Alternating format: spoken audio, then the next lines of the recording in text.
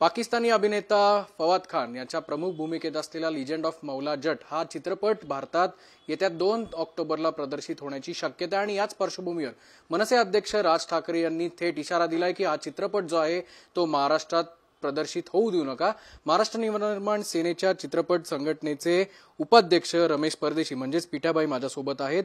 राज ठाकरेंनी या संदर्भात सकाळीच एक फेसबुक पोस्ट केलेली आहे। तुम्ही देखील चित्रपट सेनेचेच उपाध्यक्ष आहात, काय नेमकी पक्षाची भूमिका आहे? हां जी राज साहेबांची भूमिका आहे तीच पक्षाची भूमिका आहे। आणि आता राहिला प्रश्न काय लिजेंड ऑफ मौला जट, तर फवाद खान आणि त्याच्याबरोबर असलेले मायरा खान आणि ही लोक मला वाटतं एक 7-8-10 वर्षांपूर्वीपर्यंत भारतामध्ये काम करत होते सगळेजण। तेही सगळे लोक मनसेच्या रेट्यामुळेच परत पाकिस्तानात गेले आणि त्यानंतर इथं त्यांना काम करायला बॅन केलं।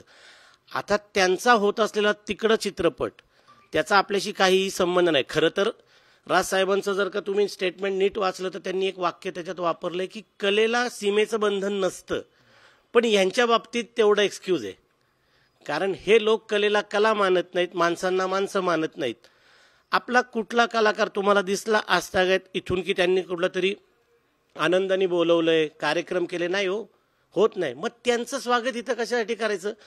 असं ऐकलंय की तो जो काही मौला जट लिजेंड ऑफ मौला जट हा सिनेमा आहे ह्यांनी कोट्यवधी रुपये तिकडे कमवलेत, म्हणजे त्यांच्या त्या टेरिटरीमध्ये बहुतेक कोट्यवधी रुपये कमवलेत। मला आकडे खोटंच वाटतात, असं तिकडे होऊ शकत नाही। आता तो तिकडे कमवून हा आपल्या माथ्यावर मारायचं काय कारण आहे? म्हणून जी राजसाहेबांनी भूमिका घेतलेली आहे ती एकदम क्लिअर कट आहे की ज्यांना कलेचा कलाकारांचा या देशाबद्दल काहीही घेणं देणं नाही, त्यांचा चित्रपट काय बाकी काही असलं तरी इथं आम्हाला मान्य नाही। खरं तर हा चित्रपट ज्या वेळेत प्रदर्शित होणार आहे तो संपूर्ण काळ उत्सवाचा आहे, नवरात्राचा आहे। या वेळात कुठलाही संघर्ष होऊ देऊ नका असं देखील राज ठाकरे म्हणतायत। या चित्रपटामुळे एक वाद तयार होऊ शकतो असं वाटतं का? नाही, वाद त्यांना क्रिएट करायचा असेल। महाराष्ट्र नवनिर्माण सेनेचा असा काही विषय नाही की वाद वगैरे कुठला क्रिएट करायचा आहे आणि कला कशाला कुठला वाद निर्माण करेल। पण ज्यांनी कोणी तो सिनेमा इथे रिलीज करायला परवानगी दिली एक तर त्यांनी मुळात हे लक्षात घेतलं पाहिजे, जे सेन्सॉर असेल किंवा कुणी, की आपण बहिष्कृत केलेले कलाकार आपल्या देशातून बहिष्कृत केलेला कलाकृती या त्यांच्याकडे होणार आहे। इथं परमिशन दिलीच कशी गेली?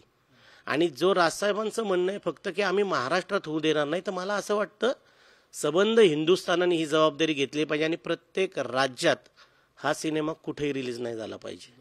या निमित्ताने या आधी देखील अशा अनेक गोष्टी खरं तर उठल्या होत्या। पाकिस्तानी अभिनेते ज्यामध्ये कला गायक असतील, अभिनेते असतील, अशा अनेक जणांनी बॉलिवूड इंडस्ट्रीमध्ये काम केलेलं आहे। बाळासाहेब ठाकरे असतील किंवा जे हिंदुत्ववादी संघटनेचे जे प्रख्यात नेते असतील त्यांनी या विरुद्ध आवाज उठवलेला आहे। सत्ताधाऱ्यांनी देखील हीच भूमिका घ्यावी असं वाटतं का? 100% घेतली पाहिजे।